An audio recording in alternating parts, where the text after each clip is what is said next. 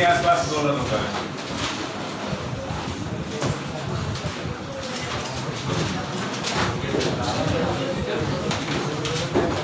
जो x अक्ष पर उगम बिंदु અહીંયા આવું લખો x અક્ષ પર ઉગમ બિંદુની આસપાસ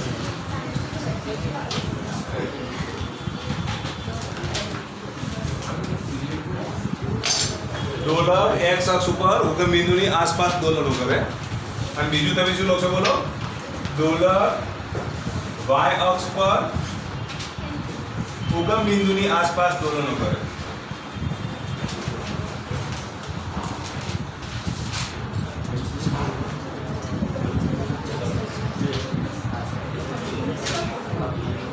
હવે જો x અક્ષની આસપાસ જો દોલનો કરો ને આ રીતે આ ઉગમ બિંદુ એટલે આ મધ્યમાન સ્થાન આ શું બનશે મધ્યમાન સ્થાન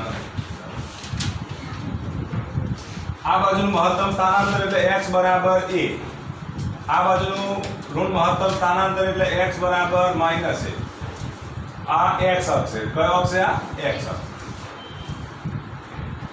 હવે x અક્ષની આસપાસ દોલનો કરે ને તો આનું ગતિ સમીકરણ તમે કયું લખશો સ્થાનાંતરનું સૂત્ર કયું આવશે બોલો તો સ્થાનાંતરનું સૂત્ર આપણે કયું લખીશું x બરાબર a cos omega t plus phi। જો દોલક y અક્ષને અનુલક્ષીને દોલનો કરતા આવડે તો આ y અક્ષને અનુલક્ષીને દોલનો કરે છે કયા અક્ષને અનુલક્ષીને y અક્ષને અનુલક્ષીને આ એનું મધ્યમાન સ્થાન છે કયું સ્થાન મધ્યમાન સ્થાન। આ બાજુનું અંતર લઈએ y બરાબર a તો આ બાજુનું મહત્તમ અંતર કેટલું થાય y બરાબર માઈનસ a આને અનુલક્ષીને દોલનો કરે કયો અક્ષ છે આ y અક્ષ। તો સ્થાનાંતરનું સૂત્ર કયું આવશે બોલો ચલો સ્થાનાંતરનું સૂત્ર તો x બરાબર શું લખીશું કે y બરાબર a sin omega t plus phi। તો એ વખતે સ્થાનાંતરનું સૂત્ર આ રીતે મળે। ચલો ખબર પડી કે નહીં તો આ શું થયું સ્થાનાંતરનું સૂત્ર થયું। હવે જ્યારે દોલક ગતિ કરતો હોય ત્યારે આપણે એનો વેગ શોધવો હોય શું શોધવો છે વેગ શોધવો હોય વેગ શોધવો હોય તો તમે શું કરશો બોલો આ સ્થાનાંતરનું સૂત્ર છે એનું સમયની સાપેક્ષમાં શું કરવું પડે વિકલન કરવું પડે। તો આનું આપણે શું કરીએ t ની સાપેક્ષમાં સમીકરણ 1 નું t ની સાપેક્ષમાં વિકલન કરતા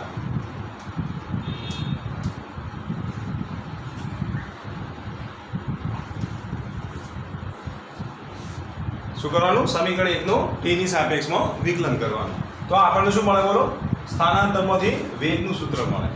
ચલો અહીંયા આપણે x માંથી v મેળવવો છે તો v મેળવવા માટે v બરાબર શું લખીશું dx dt તો આનું t ની સાપેક્ષમાં વિકલન કરજો કેટલું થાય જો d dt x ની જગ્યાએ લખી દઈએ a cos omega t plus phi લખાય છે। તો v બરાબર dx dt અહીંયા આપણે a કોમન કાઢી દઈએ જો a કોમન કાઢીએ તો cos નું વિકલન કેટલું થાય તો માઈનસ sin થાય છે તો ખબર છે ને cos નું વિકલન કેટલું થાય માઈનસ sin ખૂણો તો એવો ને એવો। ફરી એકવાર બોલી દઉં છું સ્થાનાંતર ઉપરથી આપણે વેગનું સૂત્ર મેળવવું છે સ્થાનાંતરનું સૂત્ર તમારી પાસે તૈયાર છે તમારે વેગનું સૂત્ર મેળવવું છે સ્થાનાંતર ઉપરથી વેગ ક્યારે મળે સમયની સાપેક્ષમાં શું કરવું પડે વિકલન કરવું પડે। તો ચલો વેગ v બરાબર શું લખીશું dx dt તો d dt x ની કિંમત આપણે મૂકી દઈએ a cos omega t plus phi। ચલો આ a તો અચળ પણ cos નું વિકલન કેટલું થાય તો minus sin omega t plus phi અને t નો સહગુણક કેટલો છે ઓમેગા તો t ના સહગુણક વડે તમારે શું કરવા પડે ગુણવા પડે। તો વિકલનમાં આટલું યાદ રાખવાનું t નો જે સહગુણક હોય એના વડે તમારે અહીંયા શું કરવું પડે તો ગુણવું પડે। તો અહીંયા આપણને વેગનું સૂત્ર આવું મળે વેગ v બરાબર minus a omega sin omega t plus phi। તો આ વેગનું સૂત્ર મળે શું મળ્યું આપણને વેગનું સૂત્ર। ચલો ખબર પડી એટલે સુધી તો આ સૂત્ર હતું એ સ્થાનાંતરનું સૂત્ર હતું સ્થાનાંતરના સૂત્ર પરથી વેગનું સૂત્ર જો મેળવવું હોય તો આ રીતે આપણને વેગનું સૂત્ર મળે। જો સ્થાનાંતરનું સૂત્ર આ હોય તો એ વખતે વેગનું સૂત્ર તમને આ રીતે મળે v બરાબર minus a omega sin omega t plus phi। ચલો ખબર પડી કે નહીં પણ જો સ્થાનાંતરનું સૂત્ર y બરાબર a sin omega t plus phi હોય તો આના પરથી વેગનું સૂત્ર મેળવવું હોય તો શું કરશો બોલો? આનું પણ આ સમીકરણ નંબર 1 છે નું t ની સાપેક્ષમાં વિકલન કરતા.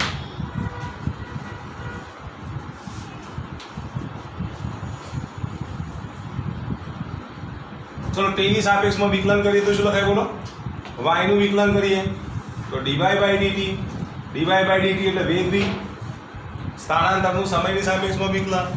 અહીંયા જો એ અચળ sin નું વિકલન કેટલું થાય બોલો? sin નું વિકલન cos, ખૂણો એવો ને એવો, અને ખૂણાનો સહગુણક કેટલો છે બોલો? સોરી, t નો સહગુણક ઓમેગા. તો અહીંયા કેટલા વડે ગુણવાના? ઓમેગા વડે. તો એ વખતે વેગનું સૂત્ર આપણને આ રીતે મળે, વેગ v બરાબર a omega cos omega t plus 5. તો એ વખતે વેગનું સૂત્ર આપણને આ રીતે મળે. ચલો ખ્યાલ આવી ગયો? તો જો સ્થાનાંતરનું સૂત્ર x બરાબર a cos omega t plus 5 હોય તો વેગનું સૂત્ર તમને કેવું મળશે? Minus a omega sin omega t plus 5. જો સ્થાનાંતરનું સૂત્ર a sin omega t plus 5 હોય તો વેગનું સૂત્ર આપણને કયું મળશે? a omega cos omega t plus 5. ચલો ખ્યાલ આવી ગયો? હવે અહીંયા ધ્યાન આપજો, વેગનું સૂત્ર તમને જે મળ્યું એના પરથી જો પ્રવેગનું સૂત્ર મેળવવું હોય તો આ સમીકરણ નંબર 2 છે. સમીકરણ 2 નું આપણે શું કરીશું? t ની સાપેક્ષમાં વિકલન કરીએ.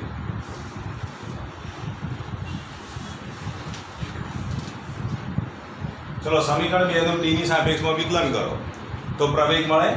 તો પ્રવેગ એ બરાબર શું લખીશું? dv by dt.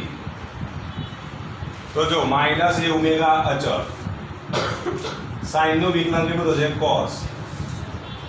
sin નું વિકલન કેટલું થાય? cos. ખૂણો તો એવો ને એવો, અને t નો સહગુણક કેટલો છે? ઓમેગા. તો અહીંયા કેટલા વડે ગુણવા પડે? ઓમેગા વડે. તો ચલો v નું આપણે t ની સાપેક્ષમાં વિકલન કરીએ તો v નું વિકલન કેટલું થશે? dv by dt. અને dv by dt એટલે પ્રવેગ એ. આ માઇનસ a ઓમેગા અચળ, sin નું વિકલન કેટલું થશે? cos. ખૂણો તો એવો ને એવો, અને t નો સહગુણક કેટલો છે? ઓમેગા. તો અહીંયા કેટલા વડે ગુણવા પડે? ઓમેગા વડે. તો એ વખતે આ ઓમેગા ઇન્ટુ ઓમેગા એટલે શું થાય? ઓમેગાનો સ્ક્વેર થાય કે ને?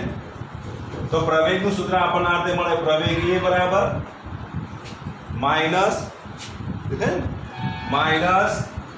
a ઓમેગા સ્ક્વેર, અથવા તો જો આ રીતે લખાય જો omega square a cos omega t plus 5. Omega into omega એટલે ઓમેગા સ્ક્વેર. આ નિશાની કેવી છે? તો માઇનસ. આ a cos omega t plus 5. ચલો ખબર પડી એટલા સુધી? પણ તમે જુઓ a cos omega t plus 5 બરાબર, તો તમે શું લખશો? x લખી શકો કે નહીં? તો પ્રવેગનું સૂત્ર આપણને આ રીતે મળે, પ્રવેગ a બરાબર minus omega square into x. તો આટલો પ્રવેગ મળે. તો પ્રવેગ a નું મૂલ્ય કેટલું મળશે? Minus omega square into x જેટલું. ચલો ખ્યાલ આવી ગયો સુધી? અહીંયા જો તમે વિકલન કરો, આ સમીકરણ નંબર 2 છે નું t ની સાપેક્ષમાં વિકલન કરતા.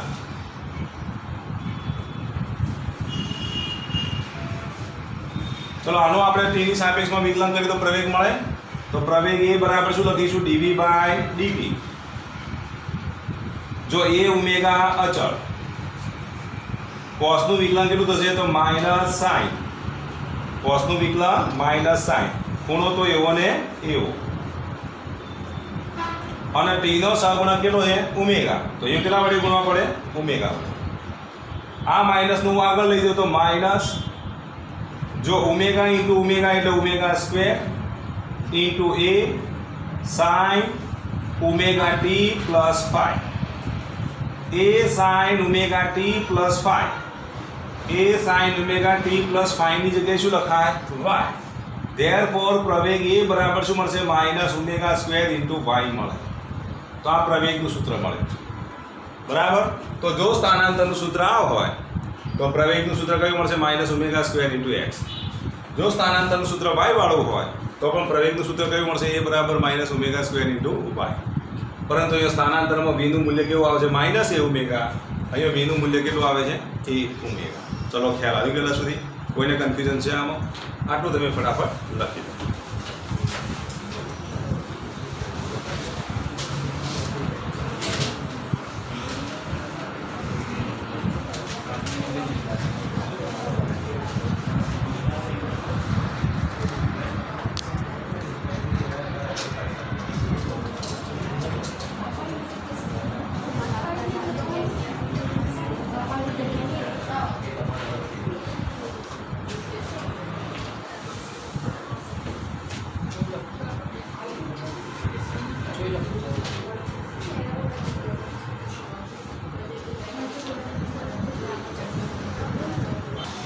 તો જો મધ્યમાન સ્થાન માટે કયા સ્થાન માટે મધ્યમાન સ્થાન માટે x ની કિંમત કેટલી લેવાની 0 t = 0 સમયે પ્રારંભિક કળા કેટલી છે ચલો સૂત્ર કયું વાપરજો સ્થાનાંતરનું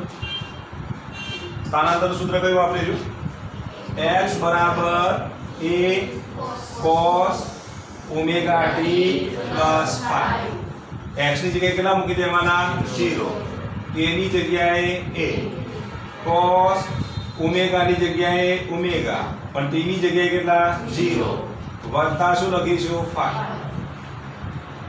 0 ભાગ્યા એટલા તો કેટલા થઈ જશે 0 ઓમેગા * 0 એટલે 0 એટલે અહીંયા કેટલા થશે cos phi હવે cos phi બરાબર કેટલા 0 અને cos phi બરાબર 0 તો પછી phi બરાબર કેટલા મળશે ચલો 0 ક્યારે થાય cos phi / 2 એટલે 90 થાય કે સોરી 0 થાય કે નહીં cos phi / 2 ની કિંમત કેટલી 0 ની જગ્યાએ હું cos phi / 2 લખી દઉં બરાબર શું લખીશું બોલો cos phi તો therefore phi ની કિંમત કેટલી મળશે બોલો phi / 2 તો એની પ્રારંભિક કળા કેટલી થાય તો phi / 2 થાય અને તમને ખબર છે કે જો મધ્યમાન સ્થાન હોય તો એનો સંદર્ભ કોણ અહીંયા હશે એટલે અહીંયા પ્રક્ષેપ દોરો ત્યારે અહીંયા મળે તો પછી આ સંદર્ભ કોણનો ખૂણો કેટલો થાય phi / 2 ત્યારે દોલક કયા સ્થાને હોય મધ્યમાન સ્થાને હોય તો જ્યારે દોલક મધ્યમાન સ્થાને હોય ત્યારે x = 0 t ની કિંમત કેટલી લેવાની 0 phi ની કિંમત શોધવાની તો phi ની કિંમત કેટલી મળે phi / 2 મળે શું મળે phi ની કિંમત phi / 2 ચલો ખ્યાલ આવી ગયો સુધી તો પ્રારંભિક કળા શોધો આવું જો ઓબ્જેક્ટિવ પૂછાય તો તમને આવડવું જોઈએ આવડશે કોઈને કન્ફ્યુઝન છે આમાં જો અહીંયા ધ્યાન આપજો કદાચ આવું ઓબ્જેક્ટિવ પૂછે t જો t = 0 સમયે x બરાબર કેટલા આપી દીધા હોય a/√2 x બરાબર કેટલા આપેલા હોય a/√2 તો પછી phi બરાબર કેટલા phi ની કિંમત શોધો તો t = 0 સમયે x ની કિંમત a/√2 હોય તો પછી પ્રારંભિક કળા કેટલી હશે આ રીતનો પ્રશ્ન પૂછાય આ x આપી દીધા છે t ની કિંમત 0 આપી દીધી છે x અક્ષને અનુલક્ષીને આપણે સૂત્ર વાપરવાનું છે x અક્ષને અનુલક્ષીને જો સૂત્ર વાપરીએ તો આ સૂત્ર આવે કે નહીં x = a cos omega t plus phi વાળું તો જોજો અહીંયા ધ્યાન આપજો અહીંયા આપણે આવું લખી દઈએ x = a cos omega t plus phi x ની જગ્યાએ આપણે મૂકી દઈએ a/√2 બરાબર શું લખીશું બોલો a cos omega t ની જગ્યાએ કેટલા મૂકી દઈએ 0 plus phi a/√2 ની એ ઉડી જાય તો 1/√2 બરાબર કેટલા મળશે બોલો cos phi લખાય કે નહીં હજુ કેટલા રહેશે cos phi રહે કે નહીં બોલો તો ખરા cos phi અને આ બાજુ કેટલા રહેશે બોલો 1/√2 ચલો 1/√2 ક્યારે મળે cosમાં વિચારો તમે cosમાં 45 અંશે 1/√2 મળે કે નહીં તો અહીંયા આપણે 1/√2 એટલે cos 45 લખી દો cos 45 એટલે pi / 4 કહેવાય કે ના કહેવાય cos 45 એટલે pi / 4 બરાબર શું લખીશું cos phi આ cos ઉડી જાય તો ભાઈ phi ની કિંમત કેટલી મળશે બોલો pi / 4 મળે તો ભાઈ પ્રારંભિક કળા કેટલી હશે pi / 4 હશે કેટલી હશે pi / 4 તો આવા પ્રકારના ઓબ્જેક્ટિવ પૂછાય તો તમને આવડવા જોઈએ તો લખી દો આટલું આવો એક દાખલો છે જો t = 0 સમયે t = 0 સમયે x બરાબર કેટલા આપેલા છે a/2 આપેલ છે તો phi શોધો x = 0 માટે સોરી x t = 0 માટે x = a/2 તો phi શોધો બીજી મિનિટમાં દાખલાનો જવાબ આવી જવો જોઈએ સ્પીડ રાખજો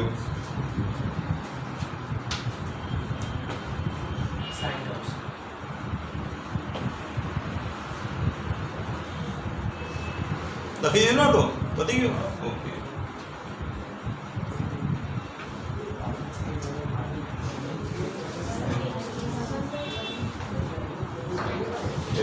બરોબર 60 બરાબર 60 આવે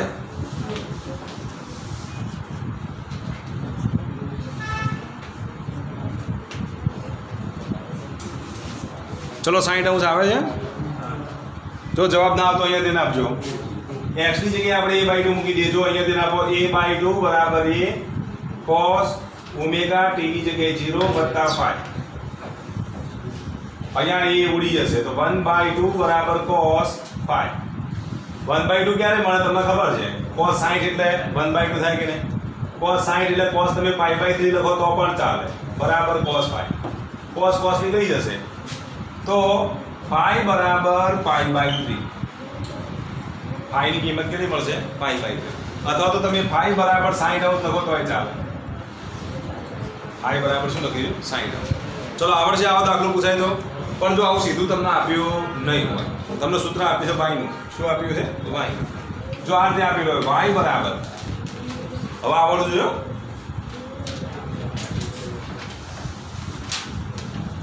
y બરાબર 3/5 ત્યારે t = 0 સમયે. t = 0 સમયે y ની કિંમત કેટલી? 3/5 છે. તો ભાઈ phi બરાબર કેટલા? આ દાખલો ગણી બતાવો.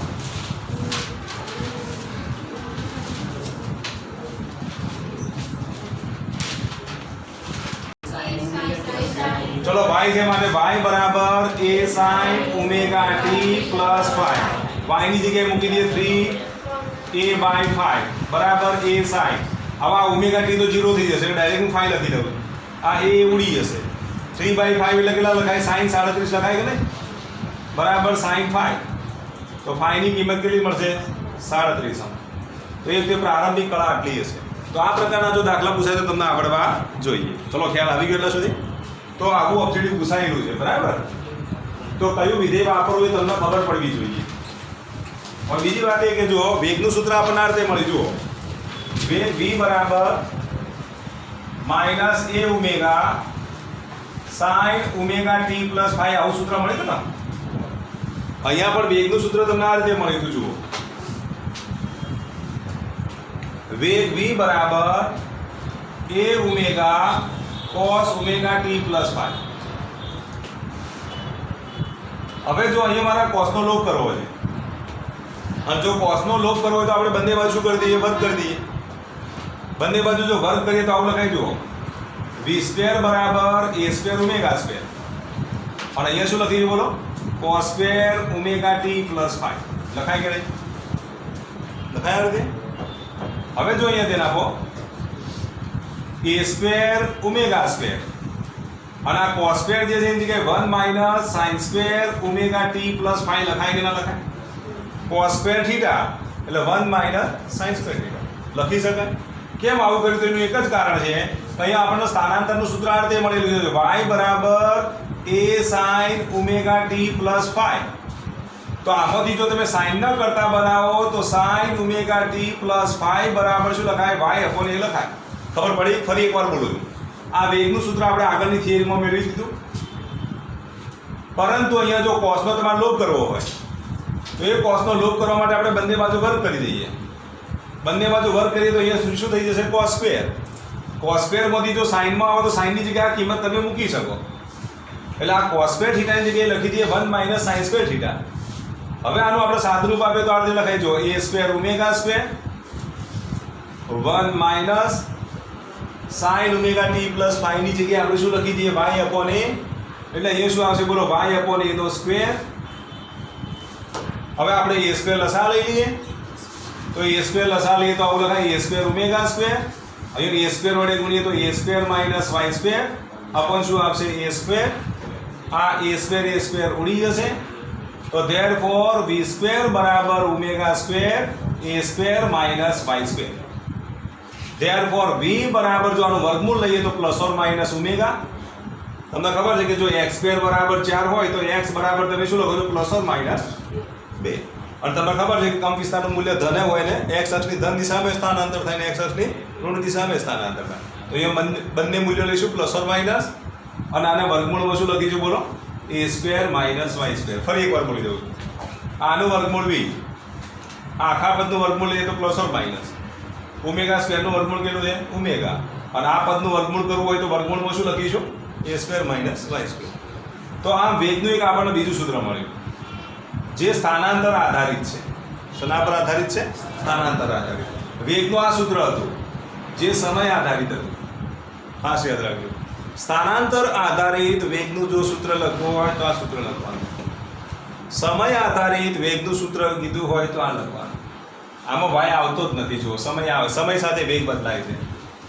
અહીંયા વેગ બદલાય છે કોના આધારે? સ્થાનના આધારે. સ્થાન બદલાય તો વેગ બદલાય.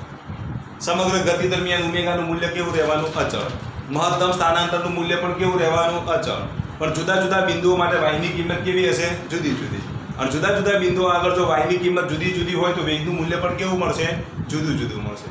તો આમ સ્થાન આધારિત વેગનું જો સૂત્ર લખીએ તો v બરાબર પ્લસ ઓર માઇનસ ઓમેગા વર્ગમૂળમાં શું લખીશું? a square minus y square.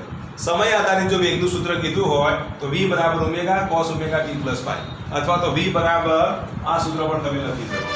અહીંયા તમે જો વર્ગ કરો એવું ને એવું જ મળશે. આ સૂત્ર જ મળશે. જો વર્ગ કરીએ તો શું થશે બોલો? a સ્ક્વેર ઓમેગા સ્ક્વેર, અને અહીંયા કેટલા થઈ જશે? sin square omega t plus pi. હવે તમને ખબર છે કે x બરાબર શું લખાય બોલો? a cos omega t plus pi. તો પછી cos omega t plus pi બરાબર શું લખીશું? x upon a. તો પછી આનો આપણે sin સ્ક્વેર નો લોપ કરી દઈએ તો a સ્ક્વેર ઓમેગા સ્ક્વેર. અહીંયા શું આવશે? 1 minus cos square omega t plus pi. આના બરાબર જો લખીએ તો a square omega square 1 minus cos square omega t plus pi ની જગ્યાએ લખી દઈએ x અપોન a. એટલે અહીંયા શું થઈ જશે? x square upon a square. લસા લઈએ તો આવું લખાય a square omega square a square minus x square upon a square. a square ઉડી જશે. તો આ v સ્ક્વેર નું સૂત્ર મળ્યું આપણને કેટલું? Omega square a square minus x square. ખબર પડી કે ના પડી? કમ્પ્લીટ? ઓકે. આનું વર્ગમૂળ લઈએ તો v બરાબર શું લખીશું? પ્લસ ઓર માઇનસ ઓમેગા વર્ગમૂળમાં શું આવશે? a square minus x square. તો આ સૂત્ર શેના પર આધારિત કહેવાય? સ્થાન આધારિત કહેવાય. જુદા જુદા સ્થાને વેગનું મૂલ્ય કેવું હશે? જુદું જુદું હશે. આ સૂત્ર શું કહેવાય બોલો? સમય આધારિત. જુદા જુદા સમયે સાઇન નું મૂલ્ય જુદું જુદું. સાઇન નું મૂલ્ય જુદું જુદું એટલે વેગનું મૂલ્ય પણ જુદું જુદું. તો આ સમય આધારિત સૂત્ર છે, યાદ રાખજો. સમય આધારિત. અને આ જે સૂત્ર છે સ્થાન આધારિત છે. x અક્ષ માટે કીધું હોય તો આ રીતે ગણતરી કરવાની, તમારે સીધું આ સૂત્ર જ યાદ રાખવાનું. અને y અક્ષ માટે કીધું હોય તો આ રીતે યાદ રાખવાનું. ચલો, કોઈને કન્ફ્યુઝન છે આમાં? ફટાફટ લખી દો. ચાલો,